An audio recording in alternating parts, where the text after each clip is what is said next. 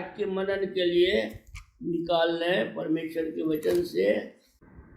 दूसरा कुरिन्थी 5वां अध्याय 17 वचन को पढ़ेंगे और अभिजीत पढ़ने में सहायता करेंगे।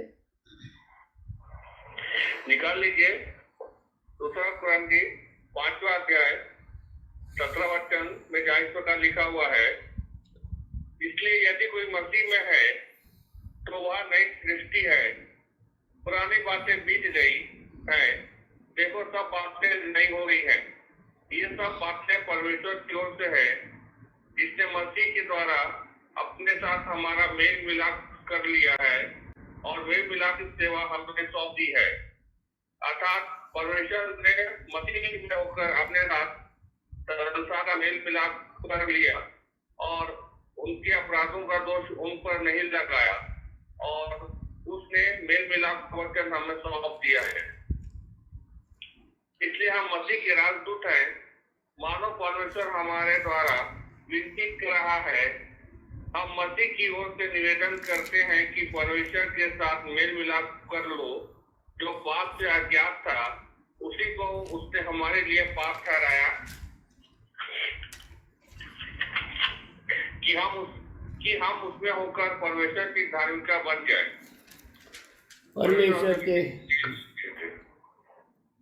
परमेश्वर के वचन के लिए प्रार्थना करेंगे। आइए प्रार्थना करें। अनुग्रहकारी दयालु प्रेमी परमेश्वर पिता, हम आपका हृदय से धन्यवाद देते हैं आपकी महिमा में उपस्थिति के लिए। जिस प्रकार से आपने प्रतिज्ञा किया है कि मेरे नाम से जहाँ भी 2 या 2 से अधिक इकट्ठे होते हैं उनके मध्य में मैं उपस्थित होता हूँ। इसलिए धन्यवाद देते हैं प्रभु आपकी महिमा में उपस्थिति के लिए कि आपने हमारे जीवन में यह सुंदर सौभाग्य दिया कि हम मरियम के समान उस उत्तम भाग को अपने जीवन में जोड़ सके हैं। जो वचन का जो भाग पढ़ा गया है, हर एक बातों को आपके अनुग्रह की आत्मा की अधीनता में सौंपता हूँ और विनती करता हूँ प्रभु पवित्र आत्मा के द्वारा हम सबों को ज्ञान और प्रकाश की आत्मा दें, आपके वचन की उन गुप्त बातों को समझ सके और आपकी महिमा के कारण बन सके। आज दिन भर हर एक को आपने संभाला, सुरक्षा दिया, भला चंगा रखा, हर घटी और कमी को आपने पूरा किया। हम आपका हृदय से धन्यवाद देते हुए इस विनती को प्रभु यीशु मसीह के पवित्र और श्रेष्ठ नाम में मांगते हैं, आमीन। परमेश्वर के वचन में, प्रभु के वचन में यहाँ लिखा है, इसलिए यदि कोई मसीह में है तो नई सृष्टि है। इसलिए यदि कोई मसीह में है तो नई सृष्टि है, पुरानी बातें बीत गई हैं, देखो सब बातें नई हो गई। इस अनुग्रह से परिपूर्ण वचन को हमें समझना पड़ेगा कि क्या मैं मसीह में हूँ। गलाती 3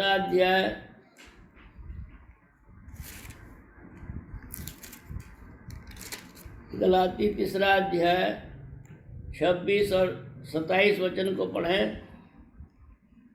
क्योंकि तुम सब उस विश्वास के द्वारा जो मसीह यीशु पर है परमेश्वर की संतान हो, और तुम में से जितनों ने मसीह में बपतिस्मा लिया है उन्होंने मसीह को पहन लिया है। यहाँ पर प्रभु के वचन में हमें सिखाता है कि जो मसीह यीशु के हैं या जिन्होंने मसीह में बपतिस्मा लिया है उन्होंने मसीह को पहन लिया है। मसीह में बपतिस्मा लिया है। यहाँ पर हमें सीखना है कि बपतिस्मा प्रभु ने क्या सिखाया है। जैसे कि यूहन्ना 3 अध्याय और उसके 5वां वचन में प्रभु ने निकोदेमुस से कहा, पढ़िए उसको, 3 अध्याय का 5वां वचन। यीशु ने उत्तर दिया, मैं तुमसे सच सच कहता हूँ, जब तक कोई मनुष्य जल और आत्मा से ना जन्मे तो वह परमेश्वर के राज्य में प्रवेश नहीं कर सकता। जब तक कोई मनुष्य जल और आत्मा से न जन्मे,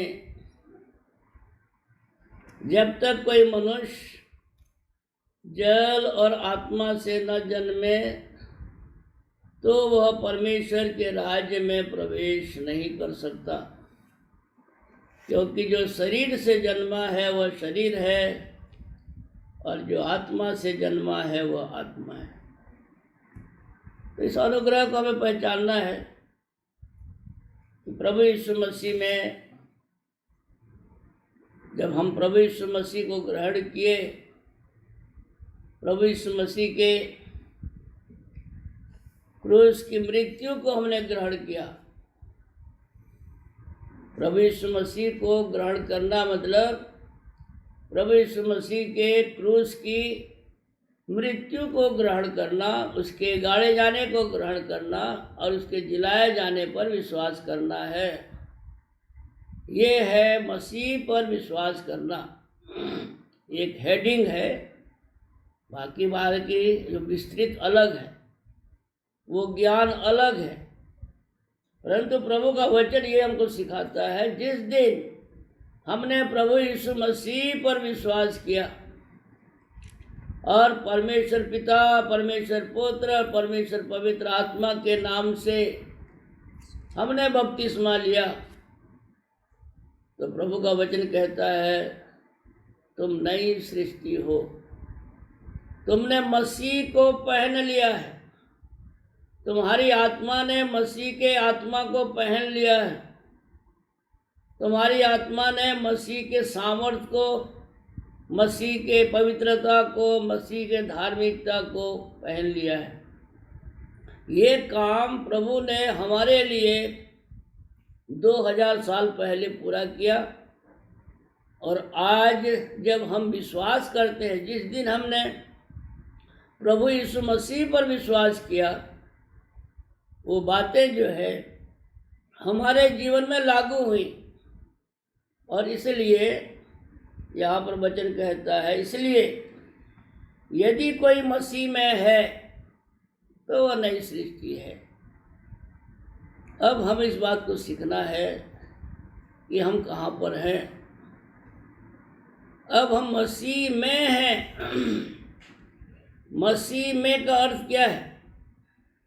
मसीह के अंदर हमने मसीह को पहन लिया है, इसलिए अब हम परमेश्वर के राज्य के अंदर हैं, मसीह के अंदर हैं, परमेश्वर के सामर्थ्य और परमेश्वर के ज्ञान के अंदर हैं, परमेश्वर की धार्मिकता और पवित्रता के अंदर हैं। इसलिए परमेश्वर जो है हमारे बुराई को नहीं देखता। इसलिए लिखा है कि प्रभु जो है हमारे बुराई की तरफ, हमारे अपराधों की तरफ, हमने जो पाप और गुनाह किए हैं उस तरफ परमेश्वर नहीं देखता है और कहता है मैं अब तुम्हारे अधर्म का लेखा नहीं लूँगा। तुम्हारे बुराई के अनुसार, तुम्हारे पापों के अनुसार तुमसे व्यवहार नहीं करूँगा और न तुम्हारे अपराधों के कारण बदला दूंगा। क्योंकि प्रभु यीशु मसीह के द्वारा हमारे हर प्रकार के पाप और गुनाह और अपराध, चाहे भूत में, चाहे वर्तमान में, चाहे भविष्य का हो, हमें क्षमा मिल गई है। ये निश्चयता हमें अपने जीवन में लेना है कि अब मैं पापी नहीं हूँ, अब मैं कुकर्मी नहीं हूँ, अब मैं शैतान का संतान नहीं हूँ, अब मैं परमेश्वर का संतान हूँ। प्रभु यीशु मसीह के लोहू के द्वारा मुझे धोया गया है, मुझे पवित्र किया गया है, मुझे धर्मी बनाया गया है। और इसी कारण से यशायाह नबी कहता है, पहला अध्याय उसका 18 वचन को पढ़ें। यशायाह नबी का पहला अध्याय उसका 18 वचन।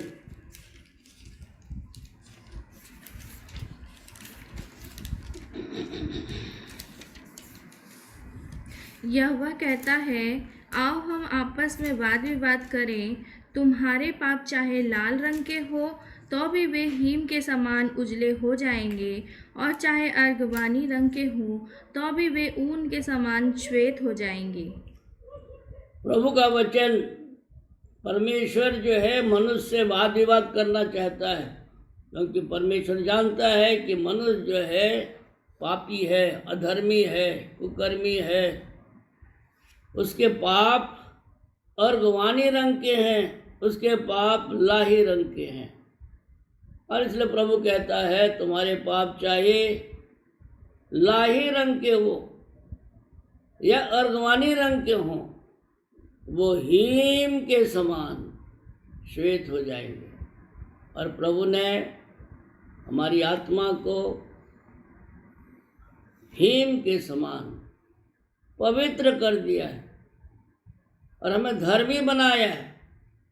हमारी आत्मा का उद्धार, पूर्ण उद्धार हो गया है। ये प्रभु का वचन सिखाना चाहता है। और इसी कारण से हमें परमेश्वर के इस अनुग्रह में हमें बढ़ना है। अब हमारे आत्मा के उद्धार की कोई समस्या नहीं है। अब हमारे जीवन को, हमारी बुद्धि को, हमें समझ को नया बनाना है। हमें इस बात को जानना है, विश्वास करना है कि यीशु के लोहू के द्वारा, परमेश्वर के अनुग्रह के धन के द्वारा, जो यीशु मसीह का लोहू है, हमें सब प्रकार के पाप और अधर्म से, अपराधों से छुटकारा मिल गया और हमारी आत्मा का उद्धार हो गया है। और हमें इस बात को बार बार अपने जीवन में रखना है कि मुझे पवित्र आत्मा मिला है। बहुत से लोग सोचते हैं, हम कैसे जानेंगे कि पवित्र आत्मा हमको मिला है? तो बहुत से पास्टर, प्रचारक सिखाना चाहते हैं कि आपको अन्य भाषा मिला, ये वरदान है। अन्य भाषा जो है पवित्र आत्मा का 9 वरदानों में से एक वरदान है। और परमेश्वर के वचन में लिखा है, 1 कुरिन्थी 12 में लिखा है कि एक ही आत्मा है जो वरदानों को बांटता है। एक ही आत्मा है। उसके 4 पद से पढ़े, 12 अध्याय का 4 पद से। वरदान तो कई प्रकार के हैं, परंतु आत्मा एक ही है। और सेवा भी कई प्रकार की है, परंतु प्रभु एक ही है। और प्रभावशाली कार्य कई प्रकार के हैं, परंतु परमेश्वर एक ही है, जो सब में हर प्रकार का प्रभाव उत्पन्न करता है। किंतु सब के लाभ पहुंचाने के लिए हर एक को आत्मा का प्रकाश दिया जाता है, क्योंकि एक को आत्मा के द्वारा बुद्धि की बातें दी जाती है और दूसरे को उसी आत्मा के द्वारा ज्ञान की बातें। किसी को उसी आत्मा से विश्वास और किसी को उसी एक आत्मा से चंगा करने का वरदान दिया जाता है। फिर किसी को सामर्थ्य के काम करने की शक्ति, और किसी को भविष्यवाणी की, और किसी को आत्माओं की परख, और किसी को अनेक प्रकार की भाषा, और किसी को भाषाओं का अर्थ बताना। परंतु ये सब प्रभावशाली कार्य वही एक आत्मा करता है, और जिसे जो चाहता है वह बांट देता है। 11 पद बड़ा इम्पोर्टेंट है। परंतु ये सब प्रभावशाली कार्य, मतलब ये 9 वरदान जो हैं, ये 9 वरदान को 11 पद में प्रभावशाली कार्य कह रहा है। परंतु ये सप्रभावशाली कार्य वही एक आत्मा करता है। पहला चीज, अलग अलग आत्मा नहीं है। पवित्र आत्मा अलग अलग नहीं, एक ही आत्मा है, एक ही पवित्र आत्मा है जिसके पास 9 वरदान है। और इस 9 वरदान को जो जैसा प्रभु से मांगता है या प्रभु जिसको जैसी आवश्यकता होती है उसके अनुसार से बांटता है, देता है।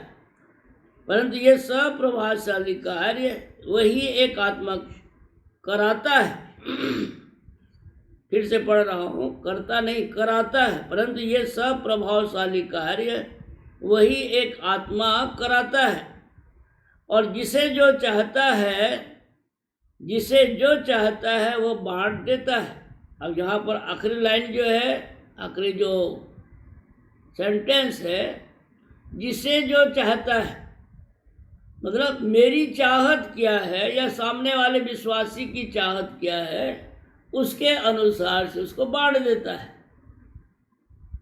ये मतलब हमें इस बात को अन्यथा नहीं लेना है कि यदि मैं अन्य भाषा नहीं बोल सकता हूँ तो उसका मतलब मेरे पास पवित्र आत्मा नहीं है, या मैं हीलिंग मिनिस्ट्री नहीं कर पा रहा हूँ, मुर्दे नहीं जिला पा रहा हूँ, बीमारों पर हाथ नहीं रख पा रहा हूँ, उसका ये मतलब नहीं है कि पवित्र आत्मा मेरे पास नहीं है।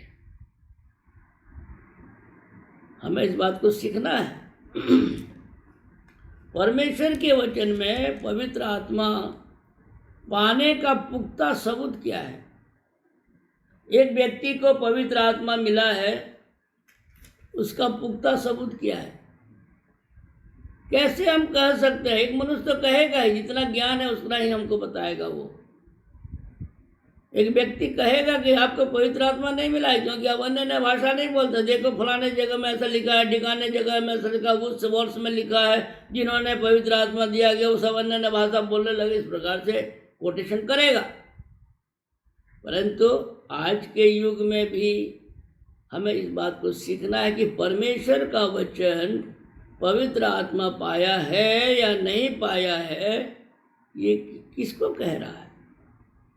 इसके लिए हम निकाल सकते हैं इसी 1 कुरिन्थी 12 अध्याय का 3 वचन को। इसलिए मैं तुम्हें चेतावनी देता हूँ कि जो कोई परमेश्वर की आत्मा की अगुवाई से बोलता है वह नहीं कहता कि यीशु श्रापित है, और ना कोई पवित्र आत्मा के बिना कह सकता है कि यीशु प्रभु है। यहाँ पर साफ साफ प्रभु का आत्मा पौलुस के द्वारा से कलीसिया को सिखा रहे हैं। इसलिए कह रहे मैं तुम्हें चेतावनी देता हूँ। कलीसिया को कह रहे मैं तुम्हें चेतावनी देता हूँ। ये चेतावनी देता हूँ कि तुम्हें पवित्र आत्मा मिला है या नहीं मिला है, बिल्कुल ठीक ठीक समझो। और चेतावनी ये है कि जो कोई परमेश्वर की आत्मा की अगुवाई में बोलता है, जो कोई परमेश्वर की आत्मा की अगुवाई से बोलता है वह नहीं कहता कि यीशु श्रापित है। जो कोई परमेश्वर की आत्मा की अगुवाई से बोलता है वो कभी नहीं कह सकता कि यीशु श्रापित है। दूसरा भाग, और न कोई पवित्र आत्मा के बिना कह सकता है कि यीशु प्रभु है। यदि इस बात को आप परखना चाहते हैं तो किसी हिंदू भाई से बात कीजिए, किसी अच्छा पढ़े लिखे हिंदू भाई से बात कीजिए, किसी ब्राह्मण भाई से बात कीजिए। मेरा एक मित्र जो है अपने साथी भाई से, जो कि अन्य जाति है, उनसे बातचीत किया, उनसे ऐसे बातचीत किया आपस में, मित्र है उनका, क्या आप प्रभु यीशु मसीह के बारे में जानते हैं? एकदम से वो कान खड़ा हो गया, एकदम से देखने लगा, अरे आप प्रभु यीशु मसीह बोल रहे हैं? प्रभु नहीं है वो। महात्मा बोलिए साधु बोलिए, गुरु बोलिए, भविष्यवक्ता बोलिए, ये सब ठीक है, परंतु प्रभु नहीं है। क्यों ऐसे बोले भाई? वो इसलिए बोले, वचन में क्या लिखा है? कोई भी संसार का मनुष्य बिना पवित्र आत्मा के नहीं कह सकता कि यीशु प्रभु है,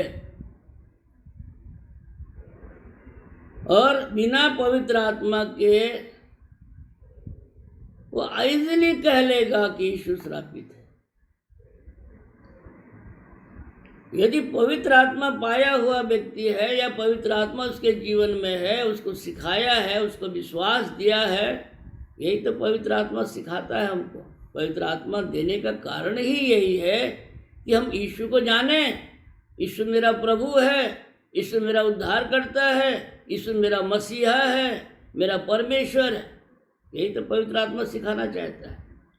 और इसी कारण से ये बेसिक चीज़ें हैं जिसको हमें जानने की ज़रूरत है।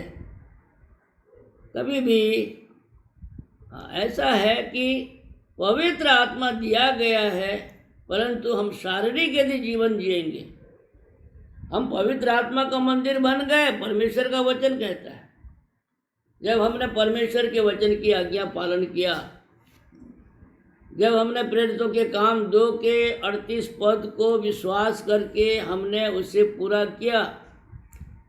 प्रेरितों के काम 2 अध्याय 38 वचन को पढ़ें। पतरस ने उनसे कहा, मन फिराओ और तुम में से हर एक अपने अपने पापों की क्षमा के लिए यीशु मसीह के नाम से बपतिस्मा ले, तो तुम पवित्र आत्मा का दान पाओगे। पहला शब्द तो मन फिराओ। हमें ये मन फिराव को समझने की आवश्यकता है। हमें ये मन फिराव को समझने की आवश्यकता है। एक मनुष्य जो है कहाँ पर है? संसार में। यीशु मसीह क्यों आया? परमेश्वर के राज्य को स्थापित करने आया। स्वर्ग का राज निकट आया है, मन फिराओ, स्वर्ग का राज निकट आ गया है, मन फिराओ, स्वर्ग का राज। मतलब तुम अपने मन को संसार के जीवन से, संसार के जो भी प्रकार का विश्वास है, उससे अपने मन को क्या करो? फिराओ। अपने मन को फिराओ वहां से, और अपने मन को प्रभु यीशु मसीह पर लगाओ। यही है मन फिराओ। संसार के बातों से, संसार के जो भी प्रकार का विश्वास है, वो विश्वास आपका उद्धार नहीं कर सकता, पापों की क्षमा नहीं कर सकता, स्वर्ग के राज्य में उसके कारण से नहीं जा सकोगे। इसलिए पहला काम करो, मन फिरा लो। वहाँ से अपने मन को हटाओ। इसका मतलब यह है, वहाँ से अपने मन को हटाओ और प्रभु में, प्रभु यीशु मसीह में अपने मन को स्थापित करो। तो होता यह है कि हम लोग मन फिराव को थोड़ा दूसरा तरीके से सोचते हैं कि सब प्रकार की बुराई खत्म हो जाए, सब प्रकार का गलत आचरण खत्म हो जाए, सब प्रकार की कुकर्म का जीवन खत्म हो जाए, उसके बाद जो है हम यीशु मसीह को ग्रहण करें। ये गलत है। यदि ऐसा होता तो डाकू को बोलता, जा पहले अच्छा जीवन जी करके आ, धर्मी जीवन जी करके आ, उसके बाद तू मेरे साथ स्वर्ग में आना। ऐसा नहीं है। पाप की तो कोई समस्या है ही नहीं जब प्रभु यीशु मसीह आ गया। मनुष्य के जीवन के लिए यही तो उद्धार का कारण है। कोई कर्म करने की आवश्यकता नहीं है कि मुझे अच्छा करना पड़ेगा तब यीशु मसीह मुझे ग्रहण करेगा। यदि ऐसी बात होती तो जितने धर्मी लोग हैं, जो धर्म के जीवन को बेचारे जी रहे हैं, उनके लिए प्रभु काम करता। परंतु प्रभु ने तो उल्टी बातें कर रहा है कि मैं धर्मियों के लिए नहीं, पापियों को मन फिराने के लिए बुलाने आया हूँ। लूका 5वां अध्याय उसका 32 वचन को पढ़े।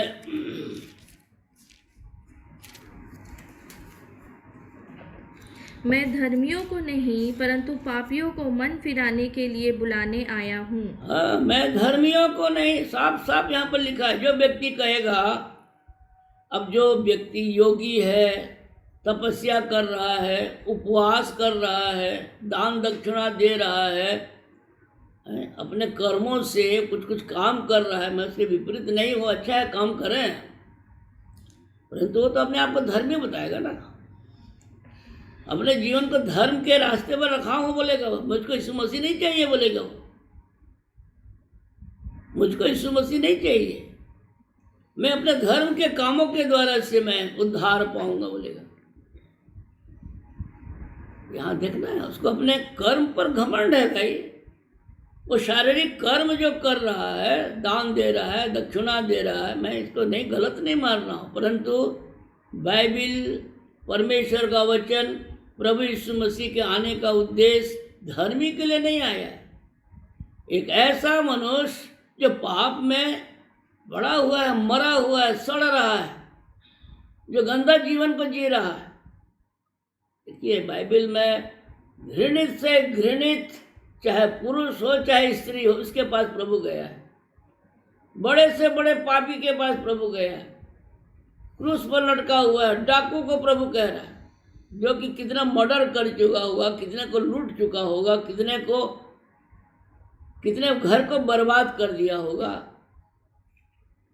ऐसे व्यक्ति को प्रभु कह रहा आज ही तू मेरे साथ स्वर्ग में जाए। काहे के लिए कह रहा? सिर्फ उसने विश्वास किया। उस डाकू ने यीशु पर क्या किया? विश्वास किया। और उसने कहा हे प्रभु, जब तू राज्य में आए तो मेरी सुधि लेना, जब तू अपने राज्य में आए तो मेरी सुधि लेना। प्रभु ने नहीं कहा उसको जा पहले ठीक हो जाना उसके बाद आना, जा संसार में जा, मैं तेरे को लेकर भेज दे रहा हूँ, जा उठा। वहीं पर प्रभु उसको खड़ा कर दिया होता, क्रूस से बाहर निकल गया होता, चला गया होता, सबके सामने देखते चला गया होता। परंतु वो योजना नहीं है प्रभु की। प्रभु की योजना है तुम जैसे भी हो, जिस दशा में भी हो, तुम घृणित हो, तुम श्रापित हो, तुम कुकर्मी हो, तुम बहुत बड़े पापी हो, परंतु तुम मेरे पास आओ, मुझ पर विश्वास करो, तुम्हारे पाप क्षमा। तुमने विश्वास किया, मुझे ग्रहण किया, तुम्हारे पाप क्षमा हो गए। तो पाप की समस्या किसके लिए है?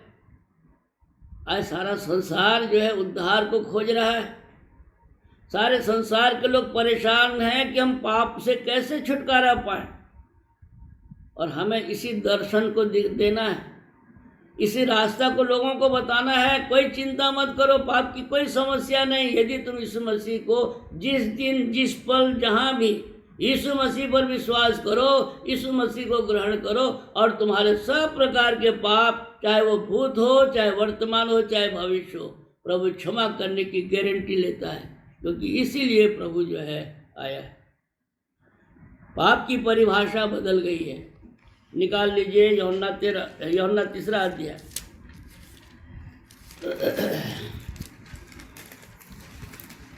3 अध्याय 16 वचन से पढ़े। क्योंकि परमेश्वर ने जगत से ऐसा प्रेम रखा कि उसने अपना इकलौता पुत्र दे दिया, ताकि जो कोई उस पर विश्वास करे वह नष्ट न हो, परंतु अनंत जीवन पाए।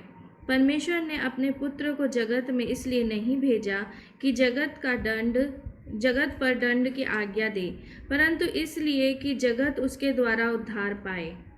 जो उस पर विश्वास करता है उस पर दंड की आज्ञा नहीं होती, परंतु जो उस पर विश्वास नहीं करता वह दोषी ठहर चुका, इसलिए कि उसने परमेश्वर के इकलौते पुत्र के नाम पर विश्वास नहीं किया। और दंड की आज्ञा का कारण यह है कि ज्योति जगत में आई है, और मनुष्यों ने अंधकार को ज्योति से अधिक प्रिय जाना, क्योंकि उनके काम बुरे थे। तो प्रभु के वचन में साफ साफ लिखा है, परमेश्वर ने जगत से ऐसा प्रेम किया, परमेश्वर ने जगत से ऐसा प्रेम रखा। जगत कैसा है? सारा संसार कैसा है? संसार के लोग कैसे हैं? कोई भी ऐसा व्यक्ति नहीं है जो पाप नहीं किया हो। कोई भी ऐसा व्यक्ति नहीं है जिसने पाप न किया हो। और पाप का दंड क्या है? मृत्यु है।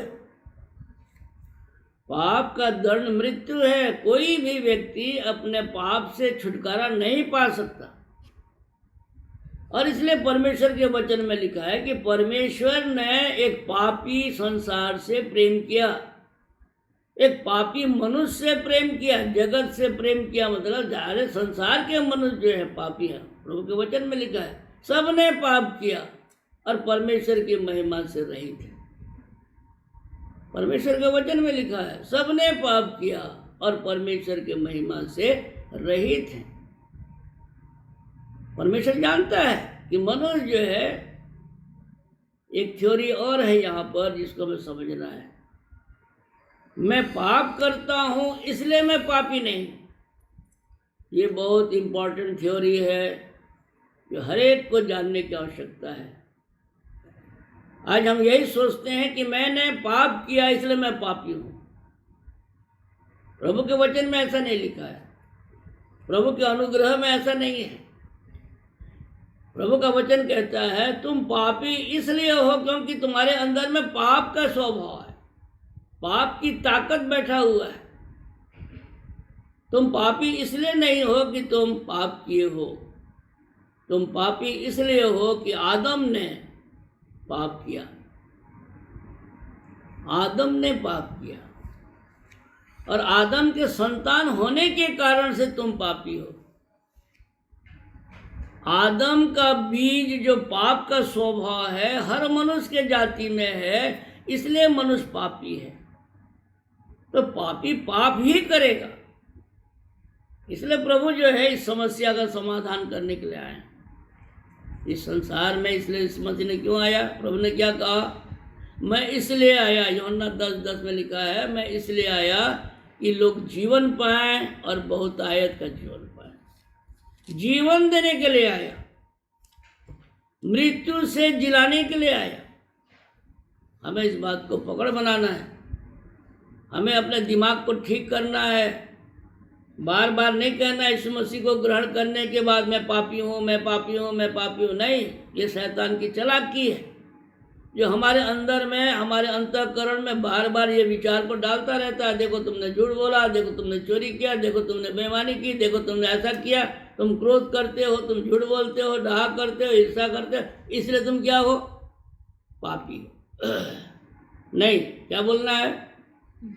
अब मैं धर्मी हूँ, मैं पवित्र हूँ, मेरे पाप धोया गया, मेरे पाप और अधर्म का लेखा प्रभु कहता है मैं नहीं लूँगा। प्रभु ने कहा है जैसे उदयाचल अस्ताचल से जितनी दूर है उतने दूर मेरे पापों को और अधर्मों को प्रभु ने कर दिया है। अतः समुद्र की गहराई में प्रभु ने मेरे पापों को ढांप दिया है। ये सब वचन है, प्रभु के वचन से सब चीज़ है। हमें सिर्फ समझना है, परमेश्वर के वचन को पढ़ना है, समझना है, प्रभु से आशीष मांगना है। यही पवित्र आत्मा देना चाहता है, इसी ज्ञान को पवित्र आत्मा देना चाहता है। अब इससे हट करके हम दूसरे काम कर रहे हैं। पवित्र आत्मा का सही उपयोग हम नहीं कर पा रहे हैं।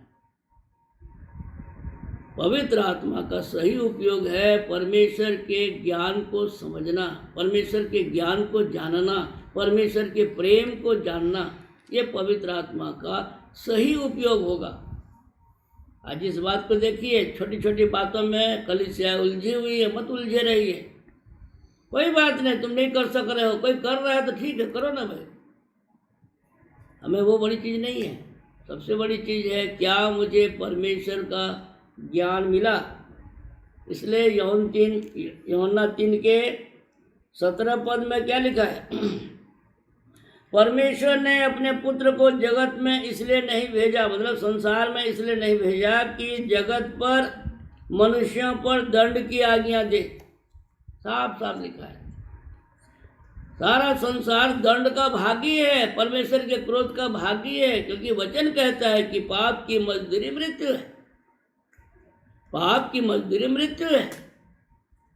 यदि मनुष्य पाप से बरी हो जाता, अपने आप से कर लेता, अपने योग करके कर लेता, अपने सन्यासी बन के कर लेता, अपने उपवास प्रार्थना के द्वारा से कर लेता, पाप से छुटकारा पा जाता, तो फिर प्रभु यीशु मसीह के आने की जरूरत ही क्या है? स्वर्ग को छोड़ने की जरूरत ही क्या है?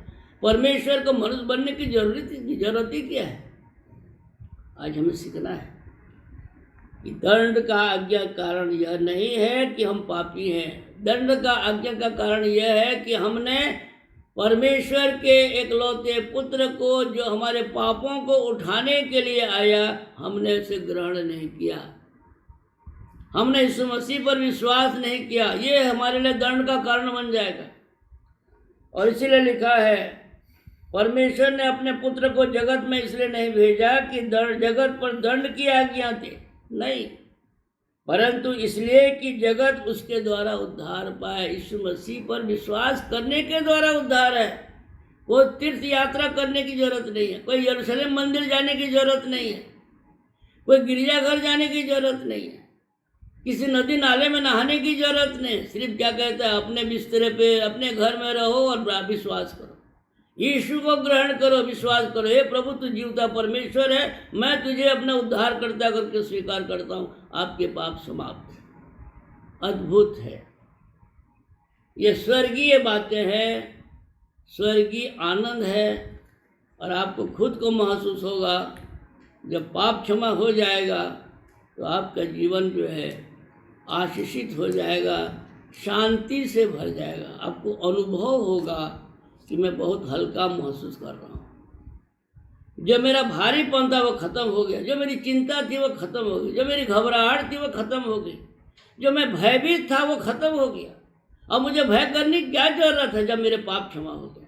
प्रभु यीशु मसीह ने मेरे पापों को अपने देह पर लेकर क्रूस पर चढ़ गया, जिससे मैं पापों के लिए मर गया, ताकि धार्मिकता के लिए जीवन बिताऊं। पहला पत्रस 2:24 को पढ़िए।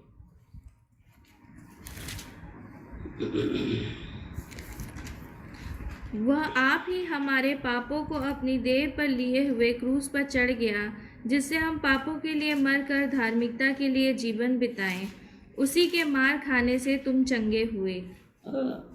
वचन में साफ लिखा है, वह आप ही हमारे पापों को, मेरे पापों को अपनी देह पर लिए हुए क्रूस पर चढ़ गया। प्रभु यीशु मसीह के बारे में लिखा है, प्रभु यीशु मसीह मेरे पापों को अपनी देह पर लिए हुए क्रूस पर चढ़ गया, जिससे मैं पापों के लिए मरकर धार्मिकता के लिए जीवन बिताऊं। मेरे पापों को, जब यीशु मसीह पर विश्वास करने का मतलब ये है, प्रभु यीशु मसीह 2000 साल पहले इस काम को किया, क्रूस पर मृत्यु को सहा है, परंतु आज मेरे जीवन में लागू कब होता है? जब मैं उसको ग्रहण करता हूँ, जब मैं उस पर विश्वास करता हूँ कि यीशु मसीह मेरे पापों को अपनी देह पर लेकर 2000 साल पहले उस काम को कर दिया। समझ में नहीं आता है आज हमको कैसे पापों से क्षमा मिलेगी, ये प्रश्न जरूर करते हैं, परंतु आप इस बात को शायद नहीं जानते कि परमेश्वर की दृष्टि में 1000 साल एक दिन के बराबर है। क्या? परमेश्वर की दृष्टि में 1000 साल एक दिन के बराबर है। और इस मसीह को मरे कितना दिन हो गया? 2000 साल, मतलब कितना दिन हो गया? 2 दिन। कल को मरा जैसे। अनंत परमेश्वर है, हम उसको छोटा न समझें। सृष्टिकर्ता परमेश्वर है। परमेश्वर के अनुग्रह को, प्रेम को पहचाने कि जिस दिन आपने प्रभु यीशु मसीह के मृत्यु पर विश्वास किया, उसके लोहू पर विश्वास किया, उसके गाड़े जाने और जिलाए जाने पर विश्वास किया, हे प्रभु तुम मेरा उद्धार करता है, तुम मेरे पापों को अपने देह पर लेकर क्रूस पर मर चुका है, तुमने मेरे बदले में दंड को उठा चुका है।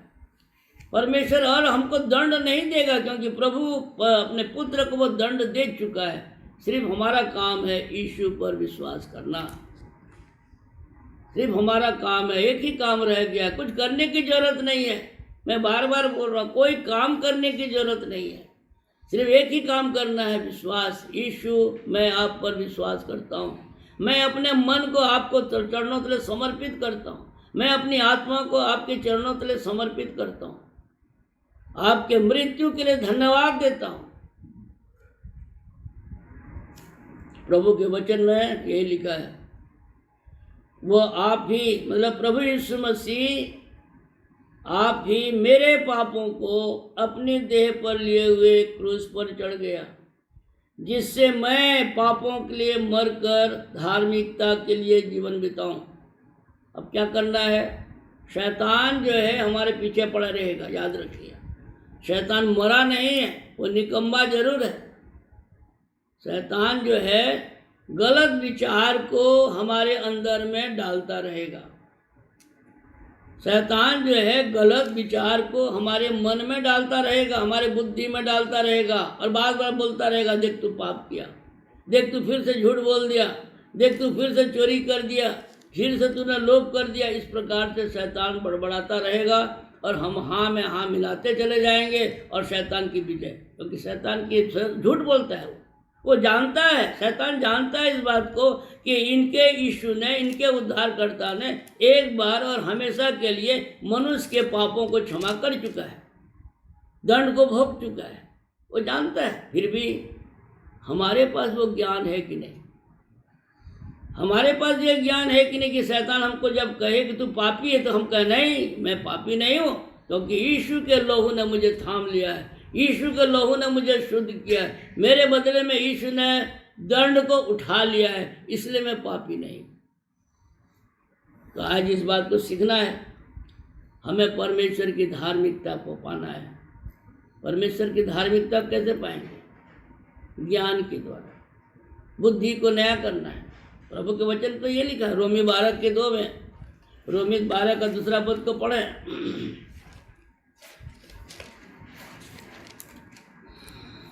रोमी 12:2। इस संसार के सदृश्य ना बनो, परंतु तुम्हारे मन के नए हो जाने से तुम्हारा चाल चलन भी बदलता जाए, जिससे तुम परमेश्वर की भली और भावती और सिद्ध इच्छा अनुभव से मालूम करते रहो। हाँ, प्रभु का वचन क्या कह रहा है? अब तुम नई सृष्टि हो, नया मनुष्य हो, नया जीवन है। परमेश्वर की धार्मिकता और पवित्रता तुम्हें पहनाई गई है। तुम पवित्र आत्मा के मंदिर हो। हम कभी भी इस बात को नहीं पकड़ पाते कि मैं नई सृष्टि हूँ, नया मनुष्य हूँ, नया जीवन है, स्वर्गीय जीवन है, पवित्र आत्मा का जीवन है। परमेश्वर ने मुझे संसार से अलग कर लिया है, मृत्यु के भय से अलग कर लिया है, पाप से छुटकारा दे दिया है, शैतान से छुटकारा दे दिया है। नई सृष्टि का मतलब यह, पुरानी बातें समाप्त, जो भी पुरानी बातें हैं वो खत्म, पुराना जीवन खत्म, कोई बात नहीं। अभी भी लटका हुआ है तो अभी भी विचारों में बना हुआ, कोई बात नहीं। प्रभु क्या कहता है? वचन तुम्हारी बुद्धि के नए होने से तुम्हारा चाल चलन भी बदलता जाए। तो हमें अपने बुद्धि को नया कैसे बनाएं? विचारों को बदलना पड़ेगा, हमें अपने विचार को बदलना पड़ेगा, अपने सोच को बदलना पड़ेगा। जो गलत सोच है, गलत विचार है, गलत विश्वास है, गलत जीवन है। आज हमारे जीवन में परमेश्वर की जो आशीष है, जैसा मिलना चाहिए वो आशीष नहीं मिल रही है, क्योंकि हम इस विचार को नहीं पकड़ पा रहे हैं कि मैं पवित्र हूँ, मैं धर्मी हूँ, प्रभु के लोहू के द्वारा से मैं शुद्ध किया गया हूँ।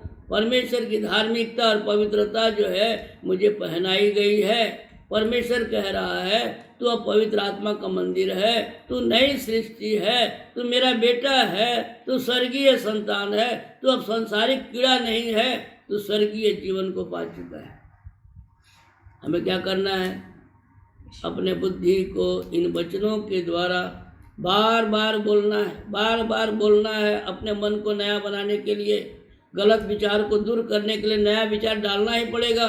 और नया विचार जो है नए वचन से ही आएगा। नया विचार जो है मनुष्य के अंदर में नए वचन से, परमेश्वर के वचन से, परमेश्वर की ज्योति है कहता है। इसलिए परमेश्वर का वचन क्या है? परमेश्वर की ज्योति है। इसको याद रखिए, तेरा वचन मेरे पाँव के लिए दीपक और मेरे पथ के लिए उजियाला है। वचन संहिता 119 के 105 में इस बात को लिखा है।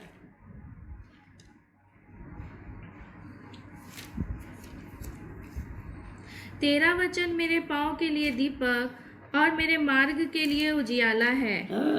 हमें अपने अंधकार को दूर करने के लिए क्या करना पड़ेगा? हमें अपने अंधकार को दूर करने के लिए क्या करना पड़ेगा? परमेश्वर का वचन। परमेश्वर का वचन क्या है? ज्योति है। ज्योति है। प्रभु का वचन ज्योति है। तेरा वचन मेरे पांव के लिए दीपक है और मेरे पथ के लिए उजियाला है। जब हमारे पास परमेश्वर का वचन, पवित्र आत्मा है, परमेश्वर का वचन है। पवित्र आत्मा क्यों दी गई है? इसलिए हम परमेश्वर के वचन को काम में लाना जाना है। परमेश्वर का वचन क्या करेगा? हमें परमेश्वर का वचन वो ज्ञान देगा जो परमेश्वर की इच्छा है, जो परमेश्वर की इच्छा है। और परमेश्वर की इच्छा क्या है? परमेश्वर की इच्छा है कि तुम पुत्र के उस कुर्बानी के द्वारा, उस बलिदानी पुत्र के द्वारा, उसके लोहू के द्वारा धोए गए हो, पवित्र किए गए हो, धर्मी ठहर गए। तुम अब परमेश्वर के संतान हो।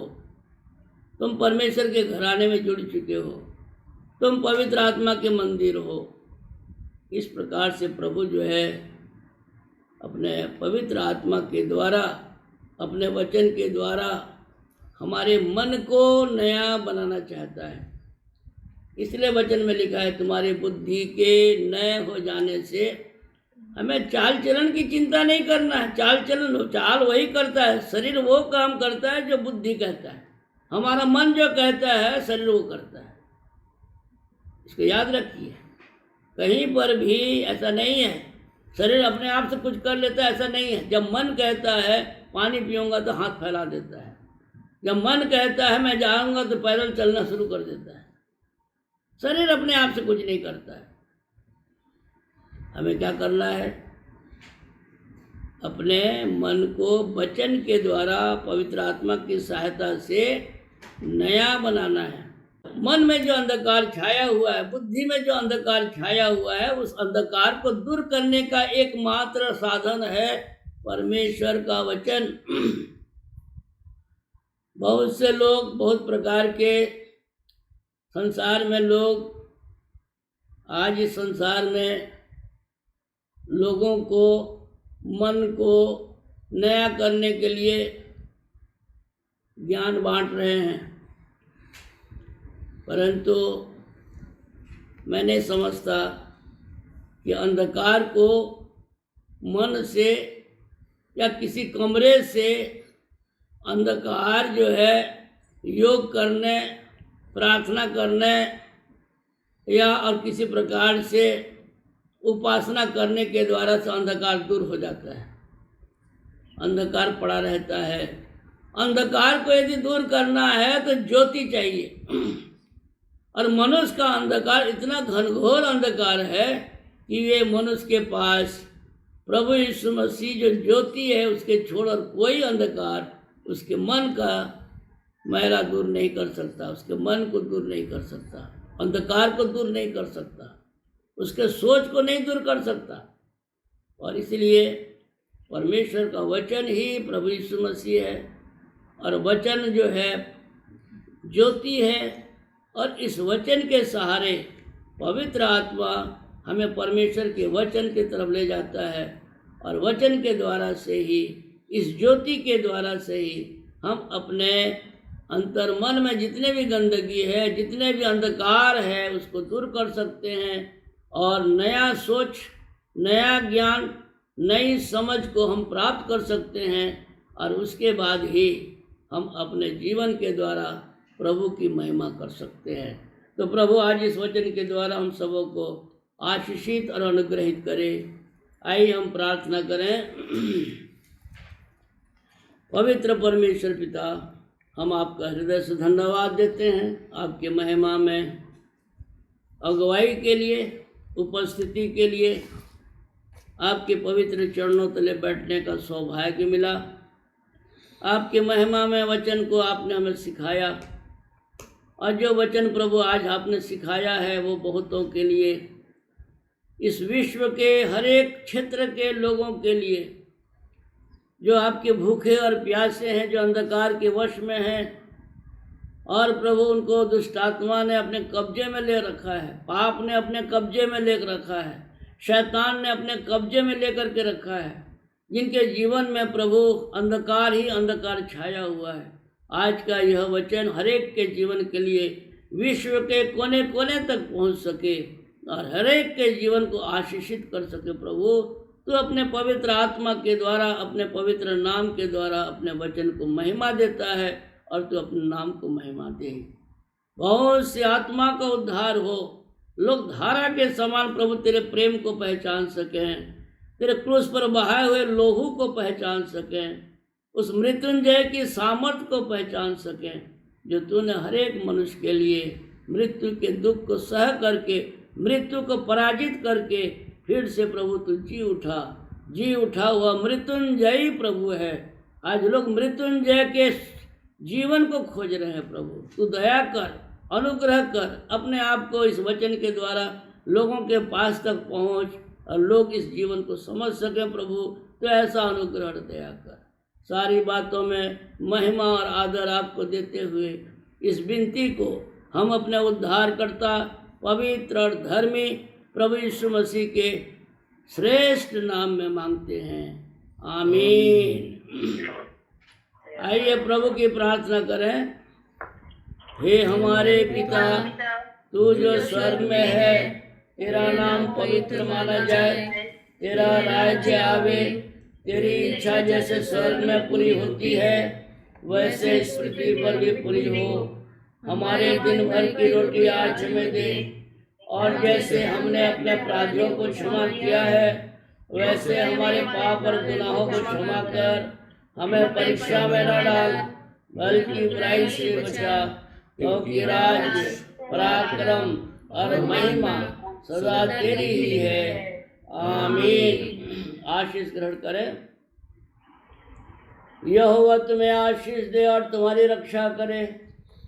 यहोवा अपने मुख का प्रकाश तुम पर चमकाए और तुम पर अनुग्रह करे। यहोवा अपना मुख तुम्हारी ओर करे और तुम्हें शांति दे। अब हमारे पवित्र परमेश्वर पिता का अपार प्रेम, हमारे उद्धारकर्ता प्रभु यीशु मसीह का अनुग्रह, पवित्र आत्मा की शांति, सहभागिता और आनंद दूर दूर तक जो कोई भी इस वचन को सुनता है, समझना चाहता है, प्रभु का अनुग्रह उसके जीवन में अब से लेकर हमेशा तक बनी रहे, आमीन। आप सबों को जय मसीह की।